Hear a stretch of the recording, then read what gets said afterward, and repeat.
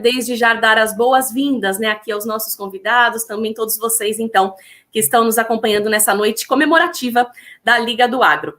E olha, o objetivo do nosso encontro nessa noite é abrir o diálogo, né? O diálogo é tudo entre o campo e a cidade. A gente quer proporcionar aqui momentos de reflexão, já que quem está na cidade depende de quem está também no campo e vice-versa, né? Aquele que está produzindo alimento no campo depende da comercialização de quem está na cidade, as máquinas agrícolas, a inovação que é feita na cidade. E também quem está na cidade depende aí dos alimentos do campo. Portanto, nós somos todos um mesmo setor interligado, né? Isso nos forma como país, como sociedade. A gente tem que estar cada vez mais aí unidos e também abertos ao diálogo.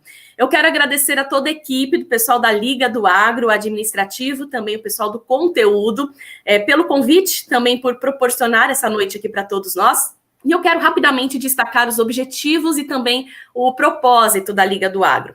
É um movimento, né, um grupo criado em julho do ano passado, em julho de 2019, por amigos e profissionais do agronegócio que decidiram se unir para levar conhecimento, produzir conteúdo, combater fake news, também desmistificar assuntos do setor e, claro, com tudo isso, fortalecer a imagem do nosso agronegócio, aproximando, né, o campo e a cidade. E em comemoração, então, ao aniversário aqui de um ano, o grupo decidiu criar a nossa live comemorativa. Eu quero já agradecer também a Viex Américas pela realização do evento e a Ambientares Soluções em Meio Ambiente pelo apoio. Muito obrigada a todos. Bom, eu vou começar apresentando aqui os nossos debatedores. Começo pelo deputado federal Alceu Moreira. Ele é filho de pequenos agricultores, já trabalhou como comerciante de produtos agropecuários e na década de 1980 iniciou a carreira política, somando experiências como deputado estadual, também prefeito de Osório, no Rio Grande do Sul, por 2 mandatos. Foi presidente da Assembleia Legislativa e atualmente está no 3º mandato como deputado federal pelo MDB do Rio Grande do Sul. E, claro, é presidente da Frente Parlamentar da Agropecuária, com uma importante atuação no Congresso Nacional. Quero apresentar o nosso comunicador Luciano Huck, que já passou por importantes veículos de comunicação, como o Jornal da Tarde, a Jovem Pan, a Gazeta, a TV Bandeirantes. Desde 1999 é apresentador do programa Caldeirão do Huck, na TV Globo. Também é empreendedor, diretor-presidente do Instituto Criar de TV, Cinema e Novas Mídias e faz parte dos movimentos de renovação, como Agora e Renova. Quero apresentar a nossa querida Tereza Vendramini, a Teca Vendramini, que é pecuarista, socióloga. Ela integra a 3ª geração de uma família que, há 80 anos, acumula vínculo com o agronegócio. Natural de Adamantina, no interior paulista, a Teca gerencia propriedades rurais em Flórida Paulista, aqui em São Paulo, e também no Mato Grosso do Sul. Ela é considerada uma das principais referências femininas no agronegócio aqui no Brasil. Em fevereiro deste ano, se tornou a presidente da Sociedade Rural Brasileira, após ter sido diretora do Departamento de Pecuária da entidade entre 2017 e 2019. E como mediador, nós temos hoje aqui, quero apresentar também o Marco Marrafon, que é professor de Direito e Pensamento Político na Universidade do Estado do Rio de Janeiro, é advogado, mestre e doutor em Direito do Estado pela Universidade Federal do Paraná, com estudos doutorais em Roma, na Itália. Também é ex-secretário de Estado de Planejamento e Educação e ex-presidente da Academia Brasileira de Direito Constitucional. Então, tendo apresentado a todos, eu já passo a palavra para você, Marco, para você iniciar os trabalhos desta noite. Boa noite para você. Boa noite, Lilian. Eu que agradeço pela apresentação e agradeço muito fortemente nossos convidados debatedores, nosso comunicador Luciano Huck, que tem feito um belíssimo trabalho em busca de construir conhecimento, ouvir as pessoas na área de saúde, educação, segurança pública, andando o mundo aí buscando e trazendo boas ideias para os debates. Agradecer muito também nossa Tereza Vendramini, a Teca Vendramini, nossa presidente da Sociedade Rural Brasileira, que tem feito um belíssimo trabalho com muitos projetos que nós vamos conversar sobre isso na sequência e que muito nos orgulha. E o deputado Alceu Moreira, da Frente Parlamentar Agropecuária, que tem aí se notabilizado pela luta intransigente na defesa do setor e com isso tem bem representado todos os seus associados, todos os membros que trabalham no agronegócio. Então é um momento muito importante, é o que eu tenho dito, a Liga do Agro hoje comemora seu aniversário, mas quem ganha é a sociedade brasileira. E ganha porque, mais do que nunca, se faz necessário um debate plural, aberto, leve, onde as pessoas possam ouvir, né, lembrar que sempre existe o outro, existe a diferença, e nessa construção, que é plenamente democrática, realizar as convergências necessárias. Então, um debate plural, para além das porteiras, né, é a ideia que vai notabilizar e que vai construir toda a nossa reunião de hoje, nossa live hoje. E mais do que isso, é importante dizer, né? Nós estamos vivendo tempos muito complicados, cheios de fake news e mentiras para todos os lados. E quando a gente coloca a divergência, coloca as diferenças e as convergências, nós, então, cumprimos um dos objetivos importantíssimos da Liga, que é justamente combater a mentira, as fake news, e assim a gente constrói. Inicialmente, nesse primeiro momento, né, eu gostaria de ouvir as considerações aí iniciais dos nossos convidados debatedores. Né, em homenagem às mulheres, eu convidaria a nossa Tereza Vendramini para dar suas boas-vindas, falar um pouquinho justamente sobre a importância dessa comunicação do campo com a cidade, falar um pouquinho de como é importante o conhecimento verdadeiro e a importância, né, do setor, né, que ela preside e que ela representa aqui para todos nós aqui na live. Na sequência, o deputado Alceu Moreira e, por último, então, nosso Luciano Huck, também suas considerações iniciais. Teca, contigo. Boa noite, Marrafon. Muito obrigada, viu? Obrigado aí de você estar aqui nos mediando. Te conheci agora esses últimos dias, muito bom, sabe? Adoro conhecer gente nova, gente que trabalha, como eu já vi que você já fez muita coisa aí. Minha amiga Lilian, minha amiga querida, Lilian Munhoz, bom demais estar aqui. O meu presidente Alceu me representa, o nosso presidente da Frente Parlamentar. É uma honra para mim hoje, eu já falei isso, estar dividindo com você, Alceu, uma live aqui, nossa primeira, tomara que a gente faça muito junto, se Deus quiser. E o comunicador, o Luciano Huck, também muito especial, Luciano, está aqui para mim, sabe? E eu acho que você, como um grande comunicador, você está me dando uma oportunidade, que é o que eu vou falar agora, que é de falar fora do agro, sabe? Eu acho que eu atingir as pessoas fora do agro, é por isso que eu acho que é a importância dessa conversa hoje. E eu quero saudar, eu acho que nessas minhas considerações iniciais, principalmente a Liga do Agro, que é uma moçada que está aí, hoje está comemorando um ano, acho que esse mês agora, de formação, e teve a ideia de fazer isso.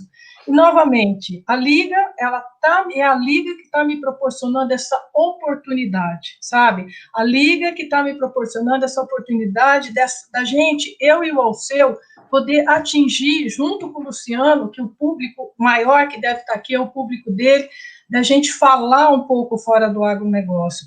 Eu acho que hoje, né, que é uma necessidade grande, assim, todas assim, reuniões que eu tenho tido aí no agro nesses últimos anos, a gente sempre fala, assim, da dificuldade de comunicação, como é difícil a gente chegar na cidade, né, e hoje a gente está, assim, atingindo essas pessoas da cidade, né, a gente não está, nesse momento, falando para a gente mesmo, né, nós não estamos no nosso casulo, nós não estamos no nosso quadrado, e é isso que me trouxe aqui hoje. Obrigada, gente, obrigada.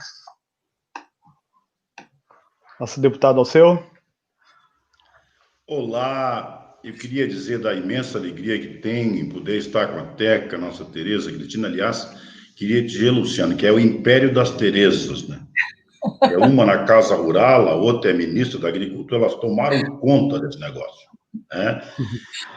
Queria parabenizar a Lília, minha querida amiga, o Marco, né, que está mediando aqui, dizer para vocês o seguinte, pessoal, pensem nos últimos 30 anos, e pensem o seguinte, nós estávamos no fundo de uma roça 30 anos atrás. E nós pensávamos o seguinte, se eu conseguir chegar naquela porteira e sair com o meu produto produzido, eu tive uma grande vitória. Andamos e chegamos na porteira. E logo depois descobrimos que aquele caminho era um caminho muito pequeno, incipiente de toda a caminhada da produção agrícola. E fomos então para o agrobusiness, para o agronegócio. Começamos a negociar. Este era muito mais complexo, desconhecido, né? E o nosso cidadão da lavoura era uma pessoa rústica, né? Tinha dificuldade para chegar, pensavam os outros. Não, absolutamente não. Ele rapidamente dominou isso. Então, pensando num país que se programou para ser chão de fábrica, que tinha sindicatos, estrutura sindical, ideologia sindical, êxodo rural, cidades com grandes populações, trânsito, problema, ambiente, moradia, tudo, e de repente o novo não sai da fábrica, o novo saiu da roça. Quem tem tecnologia, pesquisa, inovação, quem tem logística, conectividade, é o agro. Quem conquista mercado e conquista o mundo é o agro. Tá? Temos muito a comemorar, mas não somos bons numa coisa que estamos fazendo neste momento agora. Aprendemos tudo da roça para a mesa, e não aprendemos o caminho da mesa para a roça.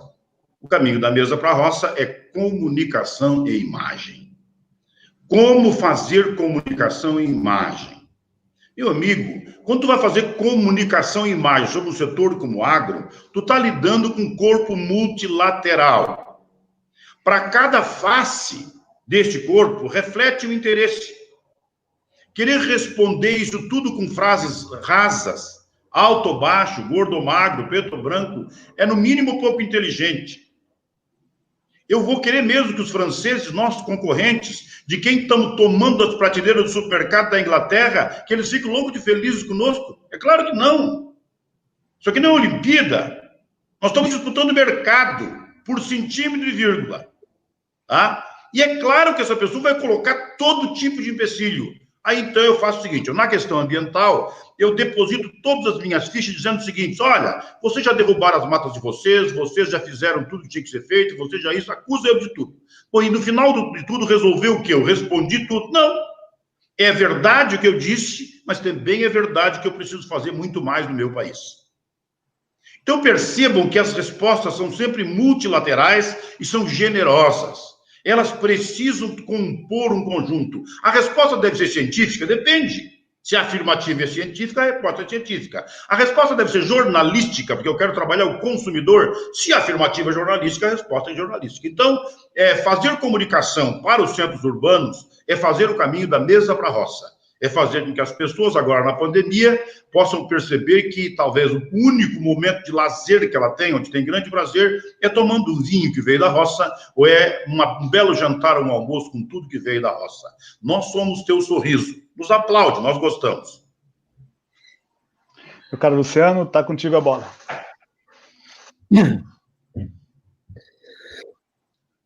Bom, primeiro, obrigado pelo convite, Marrafon, partiu de você. Lilian, obrigado pela apresentação. Deputado Alceu Moreira, obrigado aí pela fazer parte dessa conversa aqui. Teca, obrigado pelo convite, pela sua liderança. Acho que eu quero justificar o porquê que eu estou aqui, da maneira mais objetiva possível. Acho que durante essa pandemia, na verdade, acho que eu tenho muito mais que ouvir do que falar numa live sobre agro aqui. Então, eu tenho muito mais a aprender na conversa aqui. Mas esse é um tema que no isolamento, eu cumpri a risca, graças a Deus, da porta para dentro, está tudo bem em casa, pude ficar esses 4 meses o mais em casa possível, e acho que um dos temas que mais me chamou a atenção foi o agro. Porque eu acho que o Brasil, acho que o baile que a gente deu no mundo na gestão dessa crise sanitária foi através do agro. Sabe? Eu acho que a mega mobilização que você viu no setor no começo, para que seguisse funcionando, a gente não teve desabastecimento em minuto nenhum, eu sempre foquei os meus esforços na solidariedade, sempre foi aquela coisa de não deixar fazer a fome ia chegar mais rápido do que o vírus. Como é que você fazia isso? Muita gente falava, vai desabastecer, e não desabasteceu por mérito absoluto da infraestrutura, logística toda do agro. Então, isso me chamou muita atenção e eu comecei a prestar ainda mais atenção nesse tema. E li muito a respeito disso, conversei muito, acho importante estar aqui dialogando, acho que o Marrafon falou isso no começo, assim, acho que a gente tem que trocar ideia com todo mundo, e as minhas reflexões aqui, para começar, assim, eu duvido que o Brasil, no espaço de uma geração, que é o que eu estou pensando, consiga produzir brinquedos mais barato do que a China, ou consiga produzir eletroeletrônicos melhores que Taiwan, mas eu acho que nenhum outro país no mundo tem as nossas riquezas naturais, a nossa vocação agrícola. Então, acho que, para mim, o lugar do Brasil no mundo deve ser como a maior potência verde desse planeta, né? Uma nação, como é que eu posso dizer, agroindustrial sustentável, vamos dizer assim, um país forte na produção de alimentos e referência global na proteção ambiental. eu acho que não seria nenhuma estranheza a gente mirar no topo dessa produção global de alimentos, de insumos do campo, e ao mesmo tempo ser eficiente nos seus programas de controle e preservação. Eu gosto muito da minha vida na televisão, fiquei pensando como é que eu poderia abrir aqui hoje, e eu sou um contador de histórias, né? Eu gosto de ouvir as pessoas, e eu tenho ouvido muita gente nesse tema aqui, e o que me dá prazer, assim, com o Brasil polarizado do jeito que está, né, deputado? Eu acho que ia ter dificuldade de encontrar nos dois lados, vamos dizer assim, narrativas convergentes, só que eu acho que tão normal aqui, que eu fiquei sozinho na tela, tá isso mesmo? Vocês apareceram para mim. Agora vocês voltaram, eu fiquei sozinho aqui, está todo mundo aí de volta. Eu queria dizer que não foi difícil encontrar bons interlocutores, tanto na agenda do agronegócio, quanto na agenda da sustentabilidade. Então, eu acho que nosso papel aqui hoje, essa conversa, é muito para começar a romper um pouco essas dicotomias, assim, que entre, você é liberal, você é socialista, você é direita, você é esquerda, você é Estado grande, você é Estado pequeno. A minha sensação, e eu acho que o que me traz para essa conversa, é que eu vejo a possibilidade, até a necessidade de a gente romper com esse litígio que parece que existe entre a agricultura e o meio ambiente, tá? Então, acho que nunca, como vocês já colocaram, nunca teve tão conectado o campo e a cidade, como eu comecei falando aqui, e eu acho que a gente tem uma mega oportunidade na mesa agora. Eu estava lendo essa semana um estudo do Jorge Caldeira que dizia que hoje no mundo você tem 50 trilhões de dólares disponíveis que eram investimentos dos fundos que iam para petróleo, gás, petroquímica, e que hoje está disponível para você investir, estão buscando investimentos assim no campo da economia limpa, vamos dizer assim. E eu acho que para atrair esses investimentos para cá, a gente precisa abrir o diálogo, a gente precisa ser conciliador, a gente precisa ser criativo e abandonar dogmas antigos que ficaram no século passado. Então, eu posso estar enganado, eu acho que vocês sabem disso muito melhor do que eu estou aqui muito para aprender do que qualquer coisa, que eu acho que a gente está entrando na era da biotecnologia, na década da biotecnologia, do crescimento da produção, da produtividade. Então, acho que eu queria ouvir aqui um pouco de vocês. E, para fechar, eu tenho muito orgulho do Brasil, eu rodei esse país inteiro nesses 20 anos, Marrafon, inteiro, de qualquer canto. Assim, eu fui mesmo, se quiser tomar, qualquer lugar eu passei nesses 20 anos rodando para a televisão. E a gente herdou, acho que as maiores e melhores matrizes naturais do planeta, as mais equilibradas, é um país equilibrado em todos os sentidos, né? Então, acho que nenhum outro país pode oferecer uma produção de alimentos tão volumosa quanto a gente, respeitando a gramática da sustentabilidade. E a gente nasceu como um país que parecia que a nossa riqueza vinha da destruição da natureza, né, dos portugueses quando chegaram aqui, e eu acho que a nossa maturidade vai ser diametralmente oposta, ou seja, a gente ser uma potência verde, a gente ser uma potência baseada na riqueza inclusiva, sustentável e na restauração ambiental. E o que me traz aqui, quando hoje estão falando, mas você vai debater, eu falei, não estou aqui para debater, acho que a gente não está aqui para conversar, para debater a safra do ano que vem. Acho que a gente está aqui para conversar sobre a safra de daqui 10 anos. Qual vai ser o legado da nossa geração? Então, mais uma vez, eu agradeço o convite de vocês aqui, e eu estou aqui, humildemente, para ouvir o que a Teca, o que o Alceu tem a dizer, Marrafon também, e eu e você, a gente fica aqui aprendendo um pouco. Exatamente. Obrigado, Luciano. Lília, está contigo a bola. Muito bom, gente, muito obrigada. Bom, o Luciano falou, né, da importância aí do Brasil ser potência verde, né, da produção sustentável. A gente vai falar sobre os desafios do agro para os próximos anos, do futuro do agro, mas falando sobre potência verde, nós somos, né, isso a gente tem que ter muito orgulho e divulgar cada vez mais, porque o Brasil é um dos países que mais preserva o meio ambiente, que tem uma legislação ambiental muito rigorosa. Segundo a Embrapa, 26% do nosso território é dedicado à preservação. E quando a gente junta, né, a área protegida e a preservada, a gente tem o equivalente a uma Europa. Então, o país possui mais de 66% da sua área de vegetação nativa. E para incluir, então, agora, para a gente começar nesse bloco de preservação ambiental e sustentabilidade, a gente vai assistir agora o vídeo do Mauro Lúcio, que vem lá do Pará. Vamos ver, então.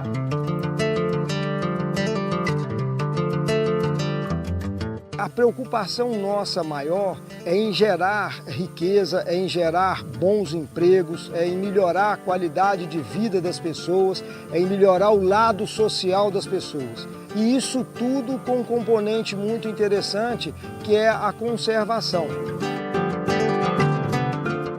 sem desmatar nada, sem aumentar um passo a mais dentro da floresta, você consegue produzir sem agredir, na maior tranquilidade. Amazônia, sudeste do Pará. Municípios de Paragominas, Tomé-Açu e Ipixuna. Aqui ocorre uma verdadeira revolução. Uma revolução que começa no campo, onde a pecuária está escrevendo uma nova história.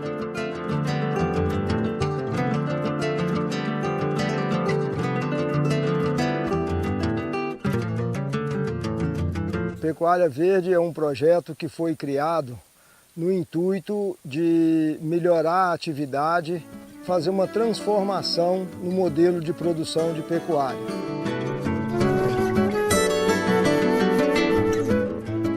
Antigamente a gente pensava só em produzir carne.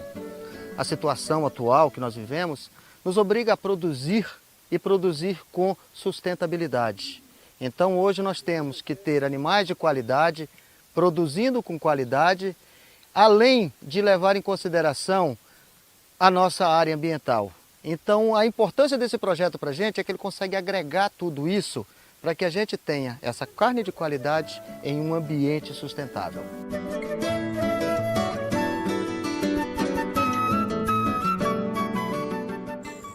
Você vai produzir mais através desse projeto, através de adubação, você vai produzir mais em menos áreas.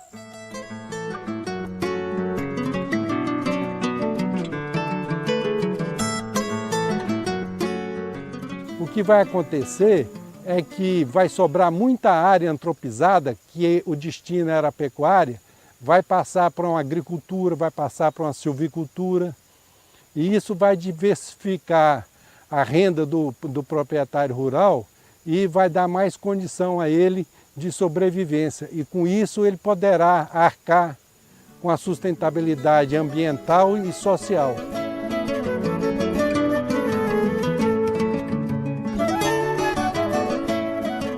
O projeto está montado em cima de um tripé, entendeu? E aonde esse tripé, entendeu? A gente está trabalhando a questão ambiental, ecológica, a questão do aumento da produtividade e a questão social, trabalhista, né? Então, hoje a gente pode dizer que a gente está trabalhando, entendeu, com o bem-estar na propriedade. Entendeu? Então, o objetivo do projeto basicamente é esse, entendeu? Aumentar a nossa produtividade, respeitando o meio ambiente e respeitando os nossos colaboradores. Mas para que as coisas mudem é preciso conhecimento, tecnologia e, principalmente, parceria. Tá aí, muito bem. Então, a gente viu, né, belo exemplo vindo do Pará, e exemplos como esse a gente tem no país inteiro, o produtor rural sendo o mais interessado em preservar, né, o meio ambiente, a sua propriedade, a região onde ele vive. E justamente nesse bloco, então, a gente vai falar sobre conservação, sobre respeito ao meio ambiente, e eu passo a palavra novamente a você, Marco Marrafon, para mediar, então, esse debate, esse diálogo nosso, né, como a gente está dizendo aqui, mas agora esse bloco especial sobre sustentabilidade também e meio ambiente. É com você. Muito obrigado, Lilian. Esse projeto Paragominas é o Pecuária Verde, né? Ele tem uma grande característica que é justamente a combinação de florestas e pastagens e também com o manejo racional da terra. E a Embrapa traz alguns dados fantásticos, né? Ela vai dizer que de 1990 a 2015, a área de pastagens no Brasil diminuiu 12% e a produção cresceu 229%. Ou seja, é um processo inverso, porque a gente sabe que no modelo tradicional a abertura de pasto sempre levava ao desmatamento. Então, eu gostaria de ouvir inicialmente nosso deputado federal Alceu, depois a Teca e, enfim, o Luciano, acerca dessa ideia da legislação ambiental, ou seja, há um antagonismo entre a produção e a sustentabilidade, né, num ambiente em que a nossa legislação também é bastante rígida, o florestal exige no bioma amazônico aí 80% de preservação, né, o produtor hoje ele atua mais para a sustentabilidade ou ele entende que há esse antagonismo? E mais do que isso, né, a gente viu ontem numa matéria do jornal Valor Econômico que saiu justamente dizendo, né, que o setor produtivo, os produtores pedem um sistema ágil para mapear os desmatamentos ilegais. Ou seja, há um problema muito sério no Brasil de desmatamento ilegal, e esse problema não é um problema do produtor sério que quer trabalhar, fazer as suas coisas dentro da legalidade, dentro dos licenciamentos e com todo o manejo sustentável possível. Então, eu gostaria que o nosso deputado federal Alceu falasse um pouquinho sobre esse papel do agronegócio na preservação, se há esse antagonismo, a sequência Teca também falando dos projetos, enfim, um comentário geral do Luciano. Alceu, está contigo, querido. Então é o seguinte, vamos deixar claro isso. Para começar, é o seguinte, quando um agricultor não respeita o meio ambiente, ele não é um agricultor. Quando um ambientalista não respeita o agricultor, ele não é um ambientalista, ele é um ambientaloide. Tá? Ele trabalha a questão ambiental por viés ideológico e ele transforma a exceção na regra. O tema de hoje que nós estamos discutindo é sustentabilidade. Mas as últimas 2 décadas, nos corredores das universidades, nós não falamos em sustentabilidade, nós falamos em política ambiental. Sustentabilidade é ter na mesma dimensão o social, o econômico e o ambiental. Na mesma dimensão.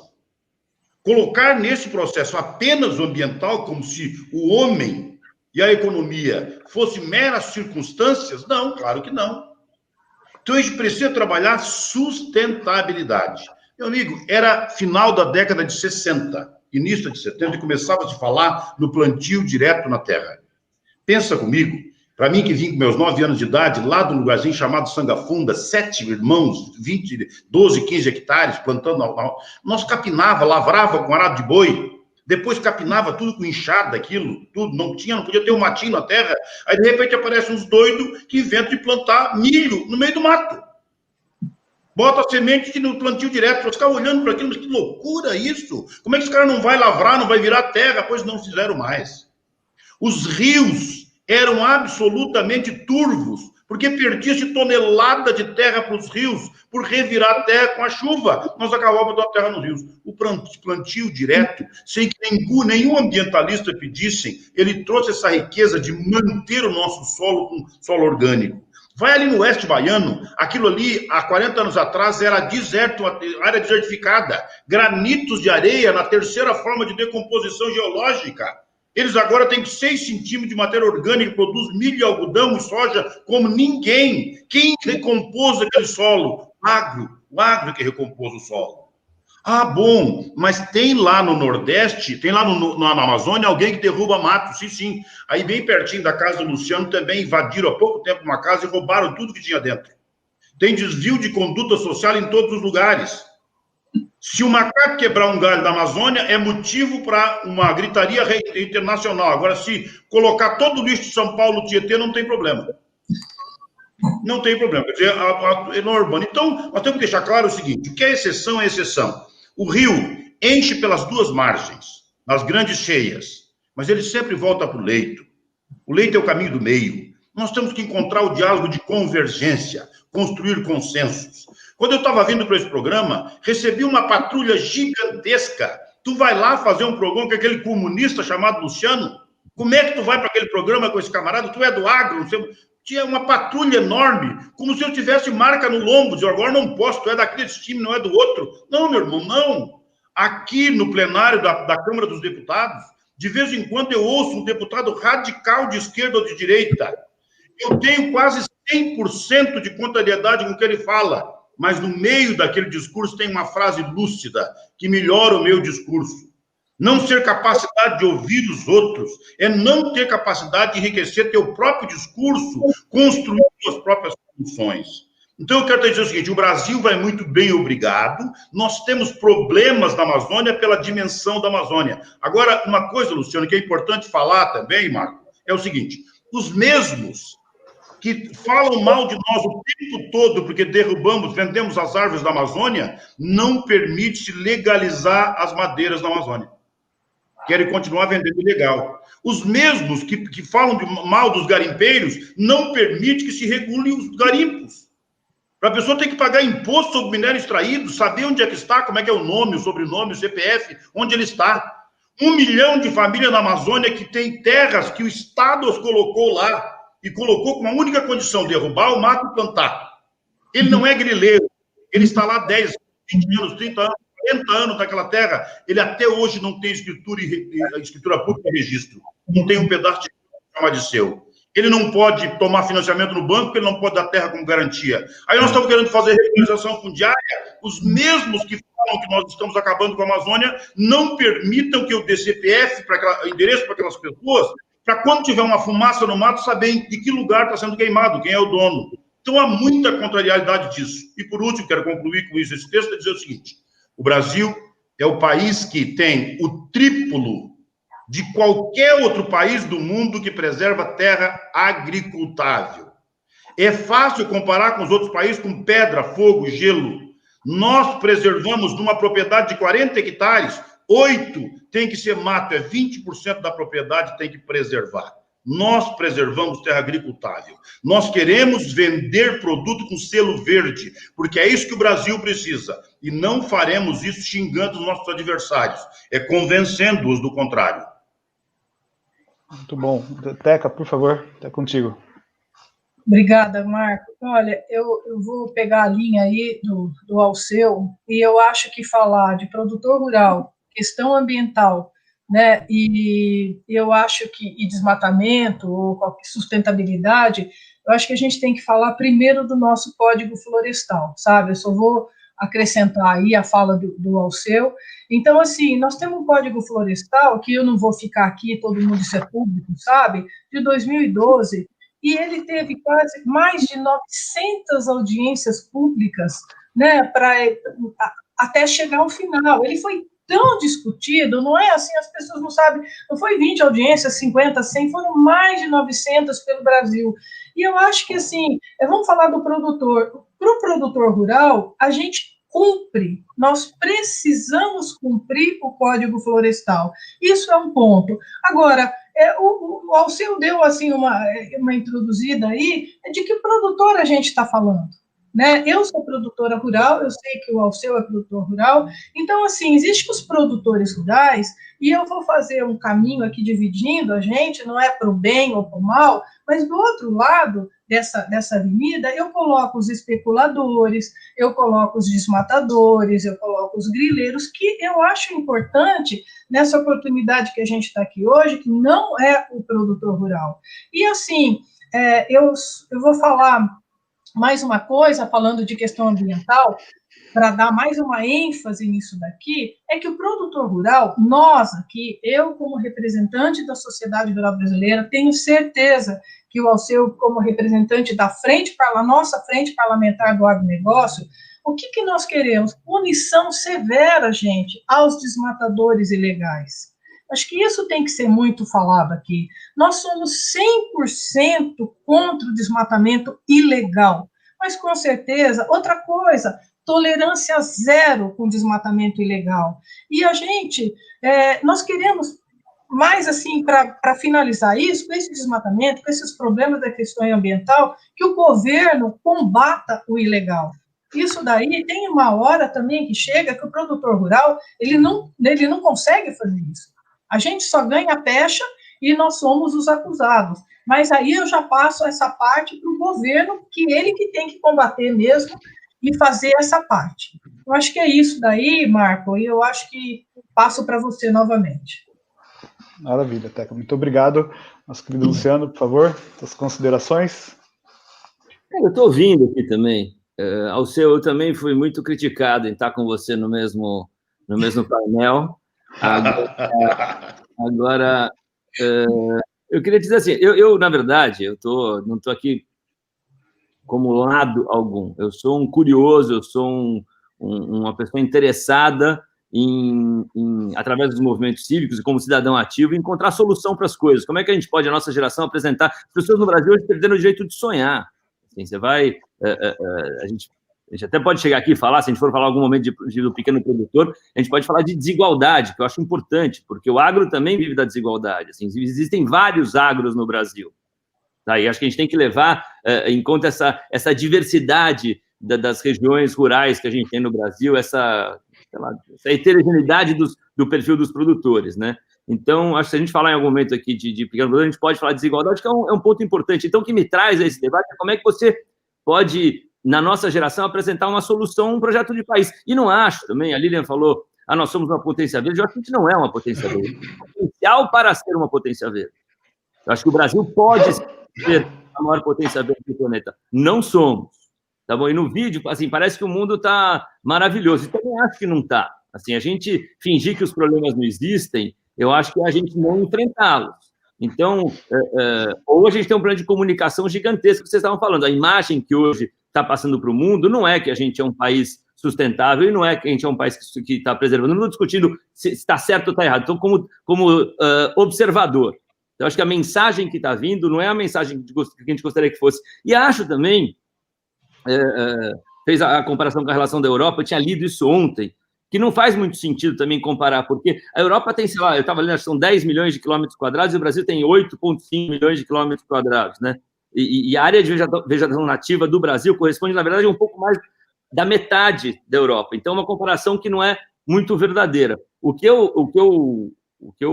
A minha opinião em relação a isso, vamos dizer o seguinte, me assusta quando você vai ver o desmatamento no Brasil e você vê que, sei lá, 1,2 milhões de hectares desmatados correspondem a 1% das propriedades rurais. Ou seja, no universo que tem 5 milhões e 300 mil propriedades rurais, segundo o CAR, você tem 50 mil propriedades rurais que desmataram e 99% foi desmatamento ilegal. Então, assim, como é que a gente debate isso? Na minha opinião, é tecnologia. Enquanto você não conseguir enxergar essa fotografia com clareza e não deixar que nenhum tipo de ideologia te deixe míope, nem para um lado nem para o outro, e conseguir enxergar a realidade, eu acho que a gente não vai chegar a lugar nenhum, vai ficar um debate entre um e outro que não vai chegar a consenso. Então, eu acho que a gente tem que terminar com esse litígio mesmo, como eu falei no começo, entre o agro e a sustentabilidade. Dá para achar narrativas comuns dos dois lados, dá para arbitrar isso de um jeito que quem sai ganhando é o consumidor, quem sai ganhando é o país, quem sai ganhando é o mundo, que acho que a demanda por alimento vai cada vez crescer mais e vai ter cada vez menos área. Então, o Brasil está muito bem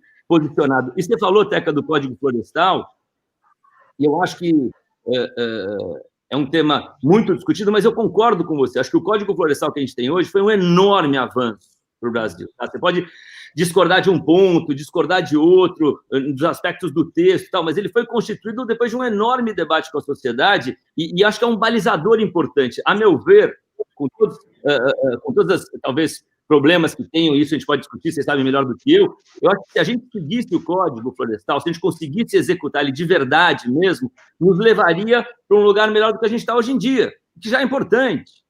Então, assim, eu não quero entrar na narrativa assim, eu realmente acho,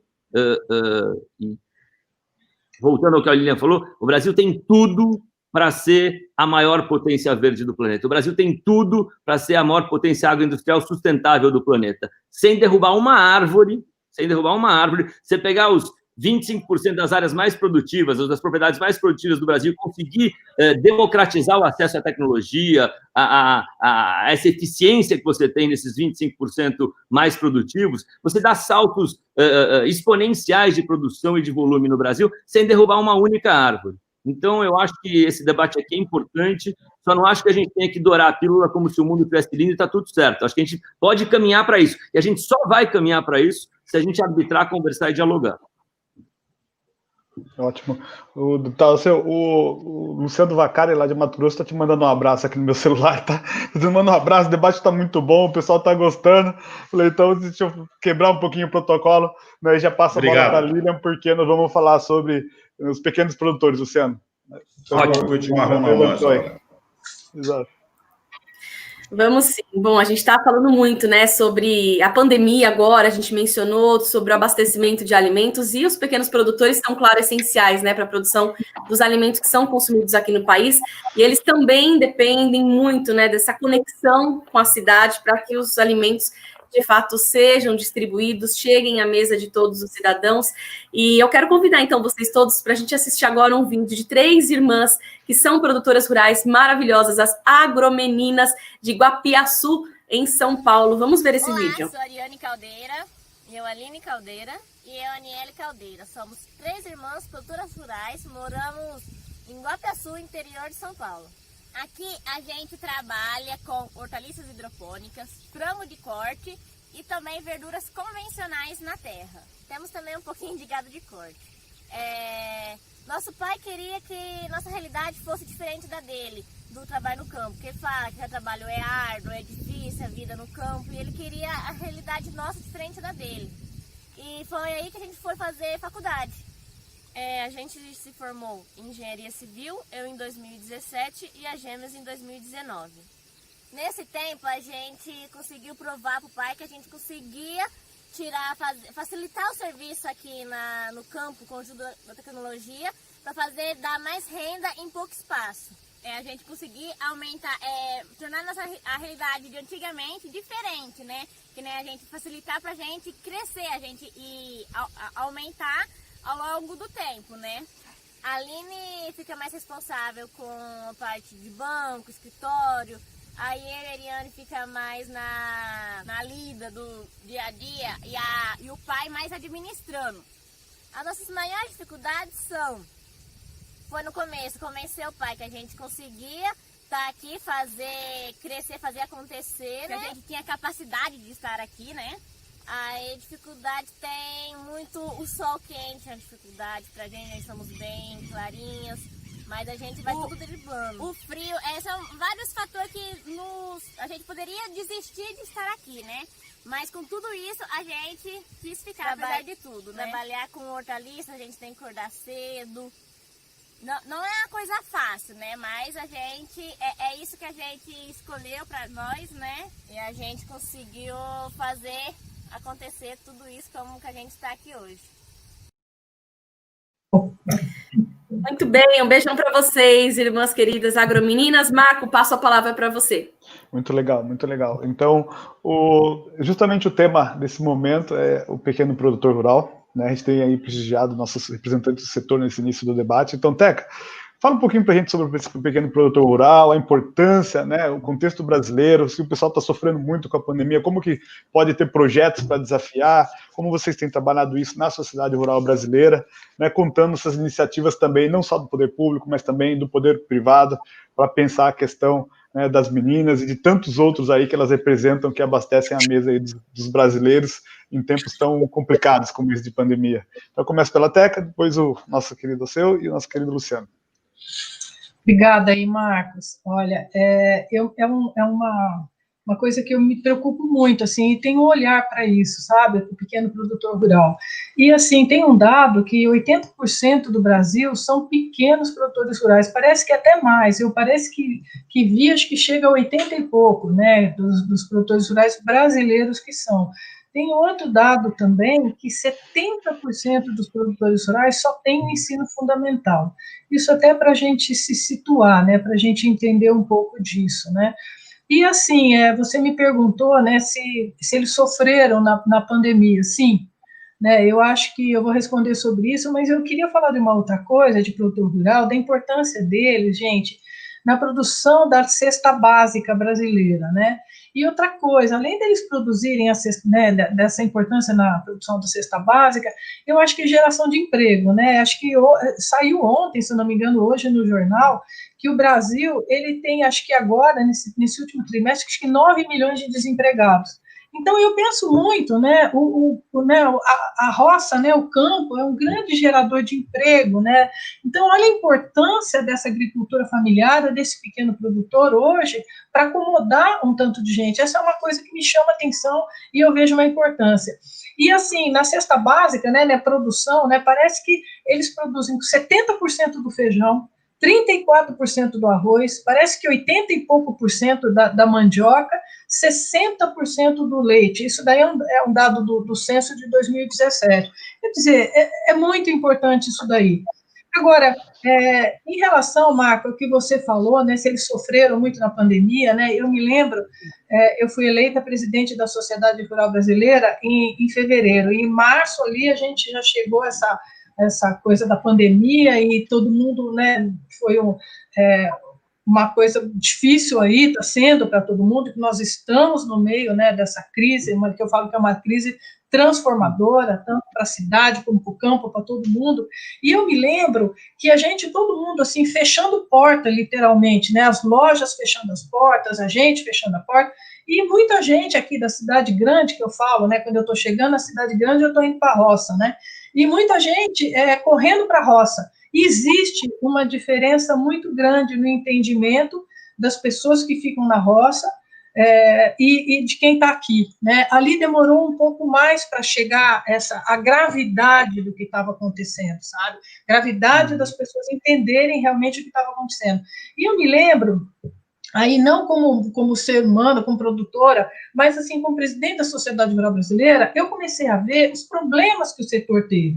O primeiro que eu vi, assim, que saltou, isso daí foi ali em março, é o problema das flores, né? Então, assim, a gente tem um cinturão aqui em Olambra. Menino, o que aconteceu ali? Ninguém mais comprou flor. Então, assim, tem um setor que parou totalmente e emprega milhares de pessoas, né? Isso foi uma coisa que a gente começou, até eu mesmo falei, nossa senhora, a gente nunca olha, a gente nunca pensa naquele setor. E ele foi muito atingido. Teve outro setor, assim, foi tudo concomitantemente que aconteceu. Hortaliça. Aqui, a gente tem um cinturão verde aqui em volta de São Paulo. Menino, aquilo praticamente, sabe, houve uma parada de consumo, eles não conseguiam trazer, houve um desperdício muito grande de hortaliça, de fruta, leite, houve grande, assim, um problema, e eu estava até discutindo aí com o pessoal, com meus diretores lá da Rural, eles me lembraram, assim, Teca, piscicultura, né, que é um hábito alimentar que o brasileiro ele come muito fora de casa o peixe, ele quase não come dentro de casa, ele não sabe preparar, e houve isso. Então, houve, assim, naquele momento inicial, esse pequeno produtor rural, ele sentiu, sim, ele provavelmente ficou sem saber, e eu acredito que houve uma adequação aí, e é tudo, como tudo na vida, né, gente? Tudo vai voltando ao seu normal. Acho que é isso, Marco. Maravilha, Teca, muito obrigado. Deputado Alceu, está contigo a bola. Deixa eu te dizer o seguinte, Marco, tem uma contradição aí que é, no mínimo, de semântica. Nós falamos do pequeno produtor rural. Quem é o pequeno produtor rural? É o que trabalha um pequeno pedaço de terra? Será que é isso? Porque aquelas 3 meninas que eu vi ali, elas não são pequenas produtoras rurais, coisa alguma. Elas são grandes produtoras rurais num pequeno pedaço de chão. Elas produzem produtos hidropônicos. Lá no meu Rio Grande do Sul, em 10, 12 hectares, o cara tem 150 mil aves. Esse cara não é um pequeno produtor. Esse cara pode ser um pequeno proprietário, um pequeno arrendatário, mas é um grande produtor. Então, tem a gente está sempre imaginando que não. Pequeno produtor, para começar, é o seguinte, esse pequeno produtor é o que produz pouco.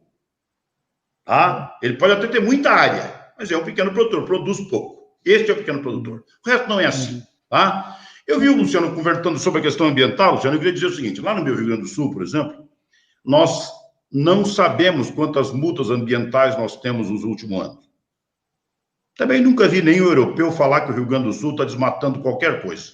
Nem na minha Santa Catarina, nem no Paraná, nem no teu São Paulo, nem no Rio de Janeiro, nem em Minas, nem na Bahia, em qualquer estado do Nordeste. Foram grande parte do Goiás, ninguém desmata nada. Grande parte do Mato Grosso, quase sempre ninguém desmata nada. Agora, tu foi lá na 163, de um lado e do outro. Tu vai ver aquele mundo de pessoas que não tem escritura pública e registro. E lá é o seguinte, meu irmão, lá o índio das áreas indígenas, o único manejo tradicional cultural dele é queimando. Ele faz isso para poder plantar em terra nova. E sempre fará. Mas o cidadão que tem propriedade naquela região, pelo Código Florestal, ele pode desmatar 20%. Então, se ele tem 1.000 hectares, ele pode derrubar 200 hectares e queimar. Ele pode fazer manejo disso. É isso. Agora, quando o INPE vai lá e soma todas as fumaças e diz que tudo é criminoso, aí o Brasil inteiro fica enfumaçado. O meu Rio Grande do Sul não pode ter parte dessa fumaça. Nós não podemos dizer que o Brasil não é um país que protege o ambiente. Nós somos um país de selo verde. Nós produzimos 99% da nossa produção, não tem um só crime ambiental, não tem absolutamente nada. Nós produzimos para alimentar o mundo. Nós estamos alimentando 1,4 bilhão de pessoas. Neste período agora, nós andamos pelas estradas para abrir restaurante, para abrir borracharia, para o caminhoneiro poder transportar, organizamos logística de portos, conseguimos fazer entrega, abrimos feiras, fizemos tudo. O agro fez tudo muito organizado com relação a isso. Nós só temos problemas hoje com relação ambiental, com relação à Amazônia. E a Amazônia foi entregue ao general Mourão, que é uma pessoa com autoridade e profundo conhecimento sobre o tema. Ele saiu da questão ambiental do Ministério do Meio Ambiente, que tem uma planta de atuação no país inteiro, e foi tratar a questão da Amazônia. Ah, mas ele não gerou os resultados desejados ainda. E talvez não consiga, porque tem meia Europa que não tem propriedade, tu não tem como multar, tu chega lá, o cara foi e fugiu, ele não está mais lá. Não tem um sobrenome, não tem nome, ele não é dono. Tá? Então, nós temos que regularizar isso. Então, nossa questão maior, pessoal, está na Amazônia. Não dá para criminalizar a população brasileira inteira, o agricultor brasileiro todo. Nós todos estamos com essa mancha, porque lá nós temos que fazer. E mais, não dá para punir a população amazônica.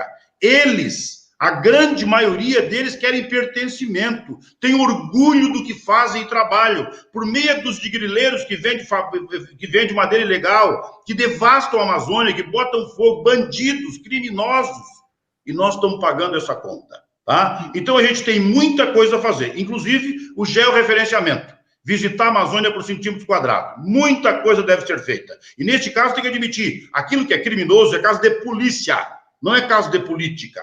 E nós temos que agir com muita força. Boa. Boa. Luciano, está contigo a bola. Tem muita falando aí do bloco do pequeno produtor rural.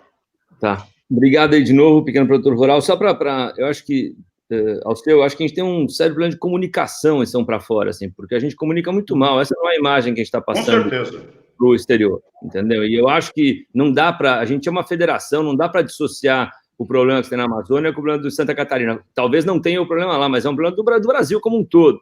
Então, eu concordo com você na questão da regulação fundiária, acho que tem uma área cinzenta enorme na Amazônia, que você não sabe de quem é a propriedade, e isso dificulta muito. E a gente volta à questão, assim, a gente não atingiu as metas que a gente gostaria em relação ao desmatamento, a gente teve 3 vezes mais do que a gente esperava, e eu acho, de novo, que a solução passa por dados. Assim, a hora que você organizar os dados do Brasil, a hora que você souber quem é, a hora que você abrir o CAR publicamente, a hora que você cruzar os dados, a hora que... Você tem até, inclusive, no próprio Mato Grosso, tem um exemplo muito bom que eu estava lendo, tem um projeto do governo, bancado pelo governo alemão e pelo governo do Reino Unido, se não me engano, de cruzamento de dados, e que você olha os índices de aplicabilidade de multa e de redução de desmatamento ilegal no Mato Grosso é bem grande. Então, acho que não faltam bons exemplos, como não falta na educação no Brasil. Mas eu vou tentar me ater no que foi falado do pequeno produtor, e eu acho que essa é a parte que mais me toca, tá? Eu estou aqui falando sobre um tema que é muito fora da minha zona de conforto, como eu disse, tem muito mais a aprender do que a qualquer outra coisa aqui, então, mas acho que tem um motivo para eu estar aqui. Sabe, tudo que eu vi e vivi nesses últimos 20 anos, rodando o país de ponta a ponta, sabe? Eu posso falar daquelas máquinas que parecem umas naves espaciais lá em Sorriso, que você chega lá, parece que aterrissaram uns extraterrestres no campo, aqueles negócios gigantescos também. E eu posso falar também da dona Diolinda e do seu Clóvis, que plantam mandioca no Rio Juruá, lá perto de Tefé, entendeu? Então, e que eu fui lá ver a dificuldade dele. Ela chegava para mim e falava, Luciano, eu preciso de renda. Eu falei, mas renda do quê, dona Diolinda? Eu preciso de uma máquina. Eu falei, uma máquina para quê, dona Diolinda? Para fazer renda. Eu fui entender por quê. O marido dela passa o mês inteiro moendo a mandioca que ele planta, que cabe, sei lá, 50 quilos na casquinha, que ele rema 5 horas para chegar em Tefé, para vender por menos de R$1 o quilo. Ou seja, é uma ineficiência enorme no escoamento e na produção dele. E que não paga nem o almoço. Então, o pior é o seguinte, só para pontuar, nesse dia da dona Diolinda, a neta que estava assistindo a gravação chega para mim no final, eu falei, quantos anos você tem? Ela falou, 11 anos. Eu falei, que legal. Estava no meio do nada, assim, era uma palafita lá em cima, 5 horas de barco de Tefé. Eu falei, mas o que você quer ser quando você crescer, Eliana? Ela falou, eu vou ser juíza. Eu falei, caramba, bicho, eu olhei para o lado e falei, mas como é que ela quer ser juíza aqui? Sabe, a chance da Eliana virar juíza é 0 hoje em dia, mas a escola chegou.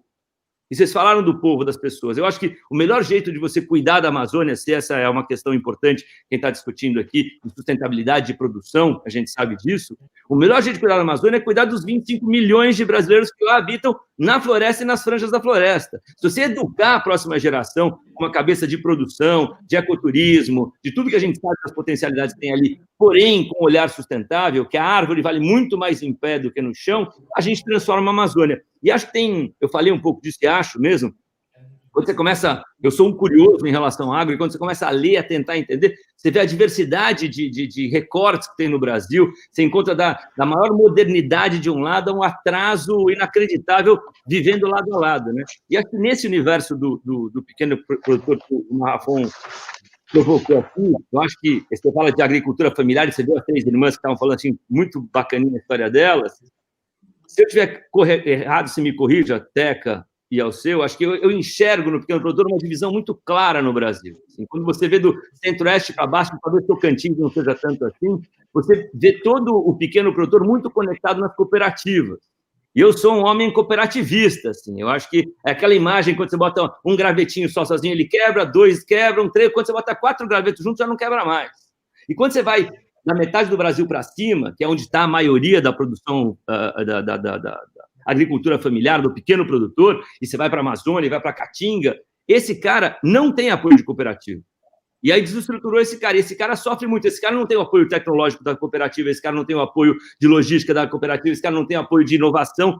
Depende ali do cara que produz melão, que precisa da indústria do melão, que ajuda um pouquinho esse pequeno produtor. Então, eu acho que eu estava lendo outro dia também, um número muito bom, que você pega, vocês me corrigem se estiver errado, das, sei lá, 5.300.000.000 5,3 milhões de propriedades agrícolas no Brasil, tem 15% que gera 84% do volume comercializado, ou seja, uma disfuncionalidade tão grande que, de novo, a gente chega a mais uma desigualdade do Brasil, que essa pandemia eliminou. A desigualdade da educação, a desigualdade digital, a desigualdade do amor e a desigualdade da produção agrícola também. Como é que você faz esses 85% melhorarem a sua produtividade? Então, eu acho que a gente tem áreas de excelência no Brasil com alta produtividade, mas a gente tem um enorme contingente subaproveitado, em degradação, abandonado, e acho que o tema é muito bom, nos leva à necessidade de olhar, de apoiar o pequeno e médio produtor, que muitas vezes o Estado dá as costas para ele, os bancos dão as costas para ele, o mercado dá as costas para ele, e resta só a trilha da ilegalidade. Então, eu acho que esse ponto é bem colocado, Marrafon, e é sempre uma conversa boa, que eu acho que esse é o ponto que mais me toca, que é o pequeno produtor. Maravilha. E uma coisa muito importante é a gente pensar também que todos sofrem muito quando, né, o Estado não funciona com licenciamento, as diversas barreiras que são colocadas, né? Então, também esse processo de desburocratização. Claro? Queria ouvir a opinião do Alceu e da Tereza. Assim, eu estava lendo outro dia sobre o pagamento por serviços ambientais, o tal do PSA, né? Que você não paga para o produtor, não paga para ele cumprir a lei, ou seja, você não paga para ele cumprir o que está no código, ou seja, ele pode na Amazônia desmatar 20%, no Cerrado, mas você paga a ele pelo que ele exceder na preservação. Ou seja, o cara tinha que preservar 20%, ele poderia desmatar, tinha que preservar 70%, 80% no caso, preservou 95%. Ele recebe, ao longo do... Quanto mais ele preservar por mais anos, ele passa a receber pela preservação acima do código, acima do que a lei permite. Ou seja, você transformar isso tipo num green coin, ou seja, que você possa trocar, quem tem os bitcoins, você criar um valor referencial para quem preserva além do que a lei permite. Isso, na verdade, Luciano, já está previsto no Código Florestal. O cidadão tem, na sua propriedade, ele tinha 100 hectares, e ele teria que preservar 20. Ele tem 28 hectares preservados. Tá? O que vai acontecer? Alguém que tem na sua propriedade desmatamento menor do que 20 e 100 hectares, vai lá comprar exatamente esse direito da área verde de compensação. Isso tem que acontecer normalmente no mesmo bioma, porque senão tu desequilibra completamente. Eu vou comprar um pedaço de área verde na Amazônia para compensar em Santa Catarina. Não dá para ser assim. Precisa ter esta lógica dos biomas. Agora, nós teremos, nos próximos tempos, um ativo fantástico, né? Que é a questão do crédito carbono. Esse sim, nós vamos ter muito recurso disponível e o Brasil precisa parar de lutar contra isso. Quer dizer, ao invés de ficar a vida inteira xingando aqueles que acabam com a imagem do Brasil internacional, conversa com eles e negocia a possibilidade deles financiar a nossa preservação e fazer com que essa pessoa que preservou gere renda, por ele não cultivar aquele pedaço de chão e deixar a araucária crescendo. para fazer isso. Isso é perfeitamente possível, é uma coisa lógica, não tem nenhum problema, não há sequer muito problema, muita resistência com relação a isso. Agora, tem coerência aqui? Tem, por exemplo, na Noruega. O cidadão vem aqui, a gente vai lá, eles nos tratam como se nós fôssemos vândalos. Só que vai no interior da Amazônia, é eles que estão explorando o petróleo de maneira ilegal e causando profundos danos ambientais. São os noruegueses. São os mesmos navios de maneira ilegal que estão indo para lá. Então, tem muita incoerência disso. E o Brasil tem que tratar a Amazônia como um território nosso, com a nossa autonomia, cuidar para que não aconteça esse tipo de problema, mas não pode, tem que ter uma linha muito tênue, que é entre a hipocrisia e a ingenuidade. Nós não estamos discutindo, não posso. Vai ter muita gente querendo colocar depreciação na qualidade do nosso produto por a questão ambiental, para poder comprar com menor preço. Nós não cederemos a isto. Temos que ter os olhos para ver a realidade, lutar com ela, mas nós não podemos, em forma nenhuma, trabalhar com ingenuidade e principalmente com a ingerência de alguém que queira dizer para nós, de fora para dentro, como fazer com a Amazônia. O Brasil sabe o que fazer com a Amazônia e, se está fazendo mal feito, precisa melhorar. Mas você não acha, eu estou pensando aqui, você está falando da produção da cadeia, da defesa da cadeia de produção, que eu concordo com você, assim, a gente tem que proteger essa cadeia de produção, porque é isso que o mundo está nos cobrando, na verdade. E aí você vê, e aí volta o que a gente falou no começo, essa organização dos dados, entendeu? Se a gente não tiver os dados claros e organizados e eficientes, você acaba protegendo o grileiro, você acaba protegendo quem está na ilegalidade. Porque, assim, o cara que quer fazer direito, ele mergulha na lentidão da burocracia, o Estado fiscaliza mal, e a gente sabe disso, e vem sendo desmontado o sistema de fiscalização cada vez mais, você acaba punindo mesmo quem quer fazer o certo. Então, assim, de novo... Eu vou te pedir o seguinte, vamos imaginar o seguinte, tá? Hoje nós temos um problema que é a falta de levar a academia para a roça. Nós precisávamos levar a academia para a roça. Quem da academia? O pessoal do direito, o pessoal da administração, da biologia, da veterinária, da agronomia, dos cursos que têm a ver com gestão ou terra. Então é o seguinte, o governo tem que criar uma política, nós estamos discutindo isso agora aqui em Brasília, né? Levou uma política para fazer com que esses alunos todos possam povoar a nossa Amazônia, as nossas lavouras do estado inteiro, com aqueles guarda-pós brancos com a academia, para levar o conhecimento e a terra, porque esta questão é uma questão cultural. Esses dados que tu pede para dispor, nós não temos. Sabe quem é que registra o número de crimes cometidos contra os indígenas nos conflitos? É a Pastoral da Terra. Desde quando a Pastoral da Terra tem autonomia para produzir dados confiáveis para o governo? O governo não tem um banco de dados para isso. Nós não temos. Mas então, de novo, assim, mais uma vez, é esse ponto. Eu acho que a tecnologia... Nessa construção dessa potência verde brasileira, a tecnologia ela é solução para uma série de coisas, inclusive você terminar com o litígio entre o bom agro, tá? Porque a gente sabe, você vê os dados de desmatamento, você vê que 1%, como a gente disse aqui, é responsável por 99% do desmatamento no Brasil. Ou seja, se você não organizar os dados mesmo, se você não abrir o cara, se você não abrir isso para todo mundo ter acesso e cruzar o que a sociedade produz de dados, e você tem coisas por satélite, por tudo, você não vai chegar a uma fotografia clara e você não vai conseguir avançar nessa agenda. Eu não sei se você concorda ou não, mas eu realmente acho que a gente não tem que derrubar mais nenhuma na árvore no Brasil, e a gente consegue triplicar a nossa produtividade com isso que você falou, com inovação, com educação, com conhecimento, uma série de coisas que estão na mesa e que a gente pode aplicar. É o difícil mesmo, na verdade, é o seguinte, que não é difícil nós descobrir qual é a receita do bolo. Né? Difícil é misturar os ingredientes. Né? Como é que eu faço para fazer o tal do bolo esse? Como é que eu faço para todos esses dados? Quer dizer, alguém de má fé não quer ter os dados da Amazônia? Não, nós não temos os dados da Amazônia até agora, pela forma como ela foi ocupada, por a dimensão gigantesca de terra, que muitos não têm contato, por distritos que ficam a 1.000 quilômetros do município, por não ter conectividade. Nós estamos botando fibra ótica, nesse momento agora, no Rio Amazonas. O produtor de peixe vai vender peixe no cartão de crédito. Mas quando chegar a conectividade, a Infovia, eu faço chegar as informações todas e tem os números que tu me disse. Mas sem conectividade, como é que eu pego os números com recenseamento manual? Que jeito?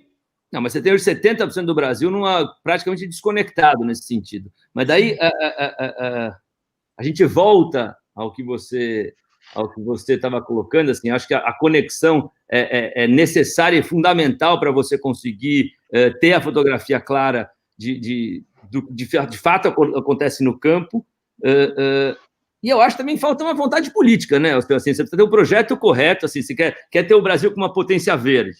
Beleza, como é que faz isso? E tem que ter a vontade política, a narrativa correta de ouvir todos os lados, né? De ouvir o agronegócio, de ouvir a sustentabilidade, de ver onde é que essas agendas se cruzam, porque se o discurso fica nós contra ele, rapaz, a gente não vai chegar a lugar nenhum nunca. Eu cito um exemplo, que é o seguinte, imagina que eu fosse... Aqui nós estamos assim, né? 20 anos, nós ficamos radicalmente contra o PT e o PT contra nós. Agora assume o Bolsonaro e nós temos um grupo que é radical de direita no processo. Então é o seguinte, imagina, tu chegando no síndico do teu edifício e antes de conversar com ele sobre o que ele fez de bom, tu xinga ele com tudo que ele fez de mal. Qual é a chance que tu tem de conseguir solução com ele? Nós precisamos voltar à cultura da convergência, começar a discursar pelo aquilo que concordamos. Vai ter divergência, é normal, o dissenso é normal, mas ele tem que ficar porque sobra, não porque começa.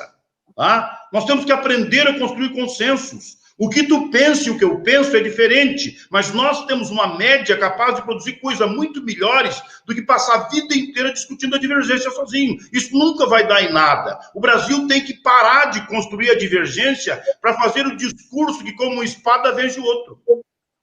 Maravilha, isso, gente, tá muito bom, acho que mostrava toda a nossa intuição aí na hora de construir a Liga, tá de parabéns. Té, quer fazer mais algum comentário? A gente passa para o bloco seguinte, já estamos também com o tempo bem atrasado agora. Olha, eu sei que você precisa passar para o bloco seguinte, eu gostei muito de ouvir o Alceu e o Luciano, eu acho que nesse bloco, né, foi falado muito organização de dados, né, que eu acho que é bem por aí. Né, saber o que é esse Brasil, né, outra palavra que eu coloco junto, legalidade. E para ter organização de dados, legalidade, o Luciano falou muito bem que 70% desse Brasil, né, não está ainda, não chegou, né, toda essa, né, não está com toda isso organizado. Eu vou falar de uma outra coisa que a gente já falou aqui, gente, sabe, regularização fundiária, nós já falamos disso. Eu coloco nesse mesmo, sabe, né, nessa mesma prateleira, regularização fundiária, gente, 110 mil pedidos de título, né, e nós temos a MP 910 que passou para 2333 e a gente torcendo para que isso, eu acho que todos os lados que estão, né, aqui e fora daqui, a gente concorda com isso daí, né, e eu acho que isso, com certeza, é um instrumento de redução de desmatamento legal, vai ter o CPF do cara lá, vai conhecer o cara. Eu acho que para fechar isso, eu acho que é isso, que eu acho que isso tem a ver também com o que o Alceu falou e que o Luciano falou, organizar. Eu adoro isso, né? Vamos organizar essa coisa toda, e então eu acho que mais uma vez lembrar da nossa regularização fundiária, que se Deus quiser, vai para frente aí. Obrigada, Marco. Marco, obrigado. Opa, eu que agradeço. Lilian, tá contigo. Muito bem, vocês já estão falando, né, dos desafios do agro, a gente tem vários desafios no nosso país, na verdade, então a gente vai entrar agora nesse bloco para falar justamente sobre o futuro do agronegócio, seus desafios, né, o Brasil exporta para mais de 170 países, então a gente vai continuar sendo aí grandes fornecedores de alimentos e precisa, de fato, ter essa organização de dados, ter tudo isso que a gente está mencionando, que vai fazer com que a situação, né, dos produtores seja cada vez melhor no nosso país para produzir e a gente também consiga ser cada vez melhor vistos lá fora. E para introduzir, então, esse tema, eu quero chamar agora o vídeo do Grupo Morena de Tangará da Serra, de Mato Grosso. Vamos ver. Bem, em 85 nós mudamos para o Mato Grosso em busca de uma vida melhor. O Mato Grosso tinha pouca infraestrutura e praticamente não tinha comunicação. O início não foi fácil e no decorrer desses 30 anos o Mato Grosso foi se transformando. Hoje o Mato Grosso é um celeiro do Brasil e com muita tecnologia as coisas foram acontecendo. E muita coisa tem mudado com a vinda dessa agricultura 4.0. Hoje você tem várias informações na palma da mão, como informações de insumos, informações do clima, informações das frotas. Hoje você tem tudo isso, você consegue fazer um gerenciamento com o celular.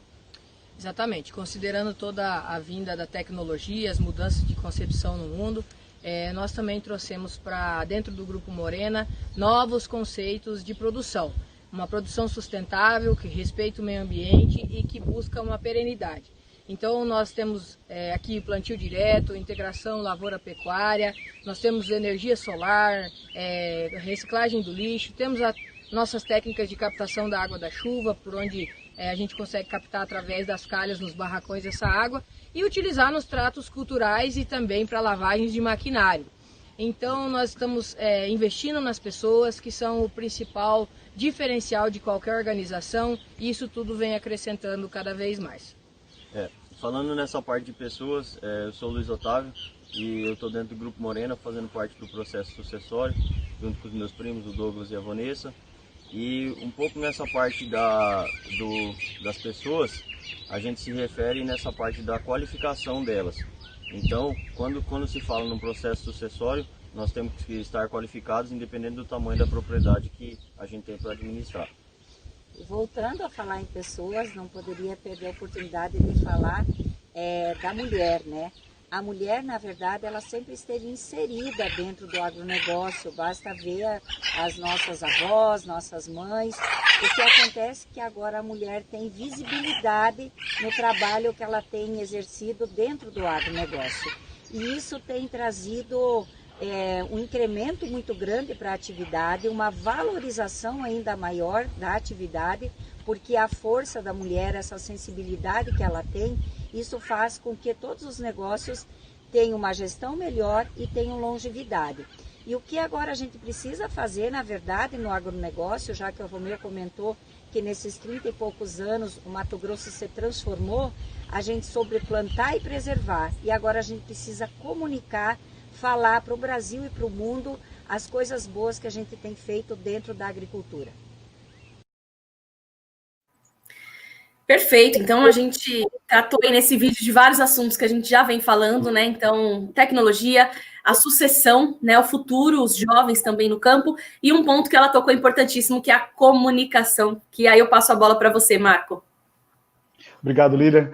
Então, esse é o bloco dos desafios para o futuro, né? Nós estamos vivendo uma era disruptiva, uma era em que o mundo digital está aí, e isso vai fazer com que o modelo mental, os modos de vida sejam completamente diferentes, e parece que a pandemia veio para acelerar tudo isso. Nós vimos ali no vídeo, já falando da agricultura 4.0. Então, eu gostaria de ouvir, nosso deputado federal Alceu, os desafios dos marcos regulatórios, como a Câmara dos Deputados está pensando o futuro em relação ao agro, ouvir também na sequência da Teca e do Luciano, como eles enxergam os principais desafios do agro 4.0 nesse novo mundo digital. E, inclusive, Luciano, um pedido especial, você já deu uma dica aí da questão dos dados, mas também os desafios da comunicação, uma comunicação correta, que a gente possa contribuir para o conhecimento e não difundir fake news. Então, deputado Alceu, está contigo a bola. A agricultura 4.0 tem uma máxima. Todo dia eu acordo sábio e durmo um pouco ignorante. Porque a evolução é tão rápida, mas tão rápida, que a gente não acompanha. É uma coisa fantástica o processo. De qualquer sorte, a gente precisa pensar o seguinte: se nós queremos mesmo ser competitivos, tem alguns gargalos que tem que vencer. Tem uma que nós não falamos aqui. A agricultura tem muito verniz, muito brilho. Mas tem um conjunto de produtores endividados gigantesco. A dívida é enorme. Porque em algum momento da economia deu prejuízo, ou o café, ou o leite, ou a cana, ou é o soja, ou é o milho, deu prejuízo. E esse pessoal se endividou, e ele não consegue voltar para o sistema produtivo porque ele não tem crédito. Ele está pagando 30% de juros para poder plantar. Isso é um crime, porque esse cidadão não deu causa para o insucesso, não foi ele. No meu Rio Grande do Sul, por exemplo, 5 anos a fio, nós produzimos arroz com custo de produção mais elevado que o preço de venda. Que culpa tem esse cidadão? Nenhuma. Eu preciso trazer ele de volta para a produção, porque ele não é um desonesto, ele é um trabalhador, uma máquina de produzir. Mas nós temos pesquisa, tecnologia e inovação. Estamos investindo em pesquisa com recurso público que devíamos? Não, estamos distante disso. Nós somos um país com cobertor curto, né? Ficamos a vida inteira trabalhando o imediato, não percebemos isto. Nós não temos, por exemplo, Luciano, um país que tem planejamento decenal sobre logística de transporte. Tu imagina, eu quero investir no Pará. Aí o cara vai passar uma linha de trem daqui 5 anos aqui. Eu boto toda a minha estrutura lá, 5 anos, troco o governador e o presidente, mas não vai passar trem nenhum aí. E eu fico com tudo isso no meio do mato, sem nada lá. O país precisa de previsibilidade, planejamento decenal, no mínimo 10 anos. Precisa de inovação. O nosso crédito para a agricultura, principalmente para o pequeno e o médio, está pagando 6,7 de spread, é o custo da papelada e o cartório do banco. Não tem nada a ver com isso, é caro demais, não tem por que cobrar. Nosso crédito, nós estamos com uma taxa Selic de 2%, o juro para o crédito com juro negativo em tudo que é lugar, os fundos querendo financiar a agricultura, e eu continuo de joelho no balcão de um banco preenchendo papel e fazendo documento em cartório. Isso é um atraso. Nós queremos ir para o mercado de capital, e vamos, com certeza. Nós queremos logística, conectividade, nós queremos mercados internacionais. Nós estamos prontos para o futuro. Nós daqui 10 anos, estaremos alimentando 2 bilhões de pessoas. Estaremos em todos os mercados mundiais. Quem quiser ter certeza de que vai comer bem, terá que conversar com o Brasil. Mas não faremos isso com arrogância. Faremos com muita dedicação, com muito profissionalismo, com muita produtividade, com muito zelo ambiental. Nós, com certeza, seremos selo verde, mas não é por desejo nem retórica. Será pela prática e atitude correta e responsável com a nossa sustentabilidade. Maravilha, muito obrigado, deputado. Teca, está contigo. Olha, eu vou pegar o gancho aí do Alceu, né? Eu acho que futuro do agro, a primeira coisa, gente, nós já falamos bastante hoje, é o uso de tecnologia, né? Então, as tecnologias já são usadas, né? O Alceu, ele fez até uma figura que eu até me diverti, né? Eu amanheço sem saber o que tem de novo, porque a gente se sente burro mesmo, né? Sem saber, porque o 4.0 é uma loucura. Até o Luciano fez uma figura aí de ver aquelas máquinas imensas. Gente, parece disco voador. Até eu também vou nas feiras e falo, Jesus, o que é isso aqui? Precisa ser muito bom, né? A pessoa muito treinada para mexer com aquelas coisas lá. Então, a gente já está nesse caminho. Nós já estamos nesse caminho da tecnologia. O Alceu falou hoje do plantio direto, olha quanto que a gente já andou, né, para frente. Vamos falar de futuro, né, de pasto degradado, vamos falar das dificuldades que a gente tem também, né, nós temos 122 milhões de pastagem degradada aqui, que eles podem ser absorvidos pela agricultura, eles podem voltar a ser produtivos. Eu acho que isso é uma coisa.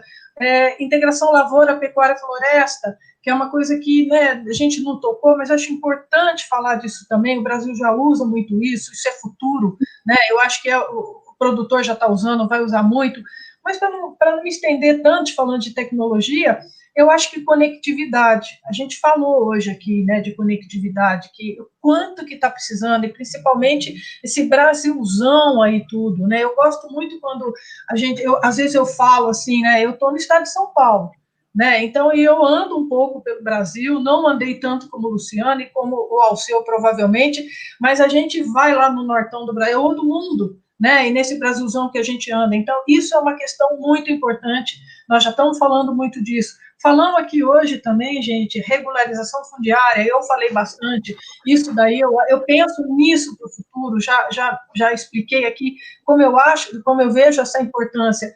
E outra coisa, o Alceu citou aí do selo verde, né, eu acho que existe uma preocupação muito grande dentro do agro de atender esses outros mercados também de selos especiais. Nós estamos caminhando nisso. O produtor rural está muito prestando atenção nisso daí, certificados de origem. A gente está caminhando com essa cabeça, rastreabilidade, nós já estamos tudo nisso. Agora, vamos lá, falar das nossas vacas magras também, né? Então, a gente falou antes do pequeno produtor rural, dos pequenos, né, ou da agricultura familiar, e eu acho que, de alguma maneira, também é óbvio que o Brasil, todo mundo, esse governo, os próximos que virão, dar acesso, né, a 80% do Brasil que está fora, né, de alguma maneira, dessa produtividade, que ele tem essa tecnologia, que ele consiga chegar lá com tecnologia, eu vi o Luciano falando aí, sabe, de associativismo, que eu acho que tem que ter, que ele esteja cooperativas, eu acho que é isso daí, eu acho que tem um trabalho muito grande aí para ser feito, com certeza, e olhando o tamanho do Brasil, né? Eu falo desse continente aí, dessa coisa gigantesca que a gente está. Eu acho que a gente vai ficar aqui debatendo,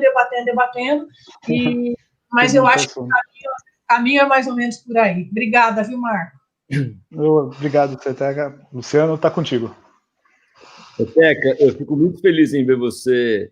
Quando o Marrafon me convidou para participar disso aqui, eu fui entender quem estaria, né? E todo mundo que me falou de você, assim, vinha, o subtítulo era que era uma mulher, uma líder importante no agronegócio brasileiro, com uma cabeça moderna, com uma cabeça mais disruptiva, com uma cabeça olhando para essa agroindústria 4.0, sustentável, tal. Então, eu ter falado algumas coisas que você está mencionando me dá um prazer enorme, assim, de estar com um olhar parecido com o teu nas coisas do cooperativismo, nas coisas que eu de fato acredito.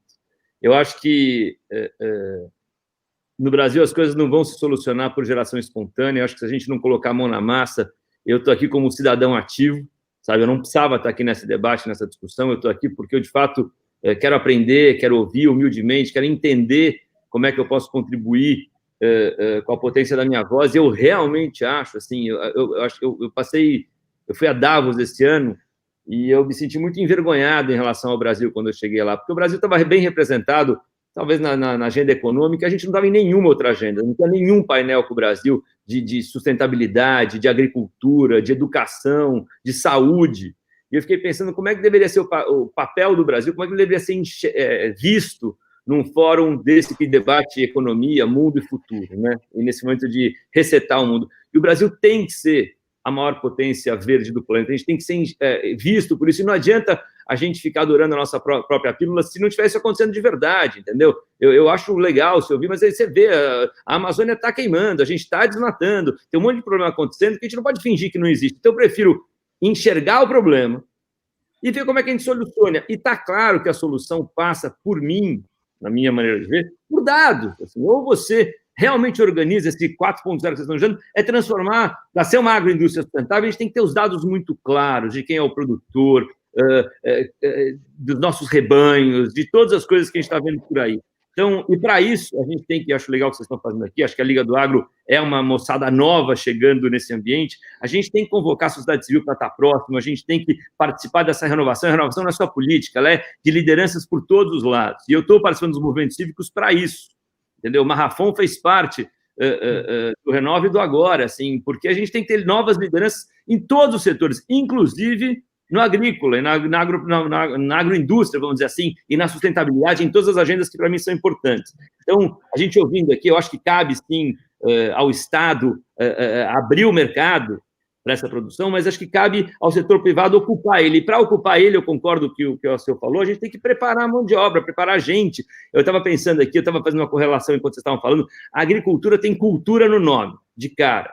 Ecologia tem estudo no nome, embutido nele. Então, acho que a gente precisa transformar o Mato Grosso assim, na Stanford da ecologia, a Amazônia na Oxford da biodiversidade. A gente precisa atrair para o Brasil as melhores cabeças para as pessoas virem para cá estudar a fundo, contribuir com essa agenda que a gente tem que construir. E formar a gente aqui no Brasil também e dar espaço e oportunidade para as pessoas. Então, eu acho que eu fiquei muito contente com o que a gente conversou aqui. Acho que eu consigo colocar um pouco das coisas que eu estou pensando. E, mais uma vez, agradeço aí, Marrafon. Eu que agradeço, Luciano. Lilian, então, já passando aí para os nossos momentos finais, né, dizendo também que é importante aí que os órgãos ambientais funcionem, que os licenciamentos tenham esse devido tempo, ou seja, o produtor hoje sofre muito, né, com a burocracia estatal e muitas vezes não consegue desenvolver a contento. Então, só fazer esse registro, até a pedido do meu amigo André Babi, que foi um dos grandes incentivadores que acreditou no sonho de realizar esse evento hoje, né. Então, Lilian, passando a bola para ti. Tá certo, Marrafon, obrigada a todos vocês. A gente está com o horário avançado, então a gente já vai encerrando. E falando também sobre o futuro do agro, é importante a gente falar sobre a educação, né? E a Liga do Agro também tem uma preocupação grande com a educação, por isso tem o projeto Sementinhas do Agro, que tem o objetivo aí de atender as escolas públicas em locais mais pobres, para ensinar as crianças todo o trajeto do alimento até chegar ao prato. Isso é bem importante também. Esse projeto Sementinhas do Agro também ensina práticas sustentáveis, a importância da preservação do meio ambiente.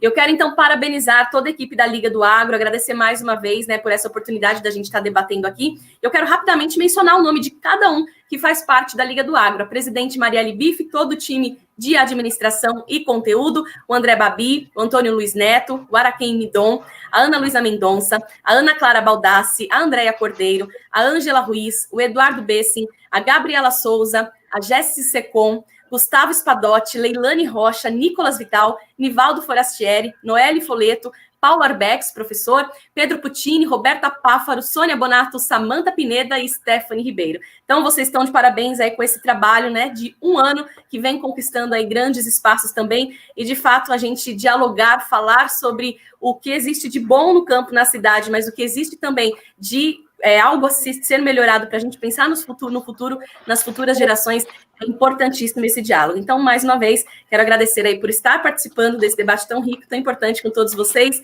Teca, deputado Alceu, Luciano, Marrafon, obrigada a todos que nos acompanharam também ao vivo e até o nosso próximo encontro. Um abraço, boa noite. Um abraço, meus queridos, tudo de bom. Obrigado a vocês. Obrigado. Tchau. Muito Valeu. Bom. Obrigado. Obrigado a todos, vocês foram maravilhosos, gente. Muito bom. Obrigado, Lilian. Muito obrigado. Valeu, obrigada.